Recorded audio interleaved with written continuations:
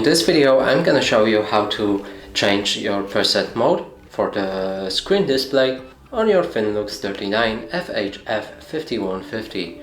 So in order to do that, we'll need to press the home button on our Pilot. It's located right here. Simply press it once. And now in order to navigate this menu and on any other, we'll need to press the arrows in the middle of our Pilot. So now let's navigate to the settings and press OK. From here go to right and press on the system. Now move left till you see the picture. From here go down and you already see the mode.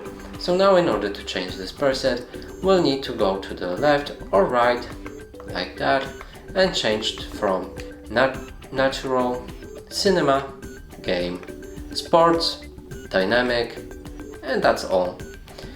Thank you for watching. Please consider subscribing to our channel, leave a like and a comment below.